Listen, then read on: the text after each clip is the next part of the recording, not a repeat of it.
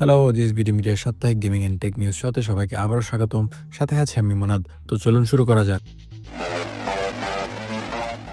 Gaming giant Activision এখন বড়সড় একটি লিগ্যাল ঝামেলায় পড়েছে। তাদের দুটি জনপ্রিয় গেমে মিসলিডিং এবং অ্যাগ্রেসিভ প্র্যাকটিসের অভিযোগে কোম্পানিটির বিরুদ্ধে ইনভেস্টিগেশন শুরু হয়েছে। অভিযোগ উঠেছে যে গেমের ভিতর প্লেয়ারদের কস্ট বাড়াতে তারা এমন কিছু সিস্টেম ব্যবহার করেছে যা গেমারদের মিসলিড করে। বিশেষ করে ইন গেম পারচেসেস এবং মাইক্রো ট্রানজ্যাকশনসের ক্ষেত্রে প্লেয়ারদের উপর মেন্টাল প্রেশার সৃষ্টিরও অভিযোগ রয়েছে। এই ইনভেস্টিগেশনের ফলাফল যদি অ্যাকটিভিশনের বিপক্ষে যায় তবে কোম্পানিটিকে হিউজ ফাইন দিতে হতে পারে। আর্ক রেইডার্সের ডেভেলপাররা কনফার্ম করেছে যে এই বছর গেমটিতে মাল্টিপল ম্যাপস অ্যাড করা হবে।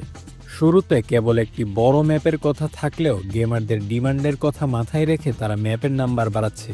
তবে এই ম্যাপগুলো কি নির্দিষ্ট সময়ের মধ্যে রিলিজ হবে? প্লেয়াররা এখন সেই অপেক্ষাতেই আছে। অ্যাকটিভিশনের এক্স সিইও ববি কোটিক জানান যে মাইক্রোসফটের কাছে কোম্পানিটি বিক্রি করা ছিল তাদের হিস্টোরিতে নেওয়া বেস্ট ডিসিশন। অনেক সমালোচনা সত্ত্বেও তিনি মনে করেন গেমিং ইন্ডাস্ট্রির বর্তমান কম্পিটিশনে টিকে থাকতে মাইক্রোসফটের মতো বড় পাওয়ারের সাথে জয়েন হওয়া জরুরি ছিল।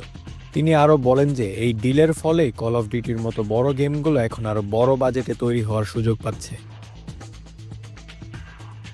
এনভিডিয়া তাদের RTX 5070 Ti এর প্রোডাকশন বন্ধ করার সিদ্ধান্ত নিয়েছে। মূলত বিশ্বজুড়ে চলমান র্যাম প্রাইস ক্রাইসিসের কারণে এই স্ট্রিক্ট ডিসিশনটি নিতে হয়েছে কোম্পানিটিকে। ভির্যাম তৈরির খরচ স্কাইরকেট হয়ে যাওয়ায় এই কার্ডটি তৈরি করা এখন আর এনভিডিয়ার জন্য লাভজনক হচ্ছে না।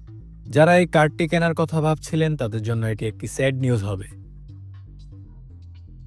তো আজ ছিল এই পর্যন্তই। আমাদের নিউজ এপিসোডগুলো ভালো লেগে থাকলে অবশ্যই আমাদের পেজে ফলো করবেন আর আমাদের ইউটিউব চ্যানেলটি সাবস্ক্রাইব করে রাখবেন। সাথে থাকার জন্য ধন্যবাদ।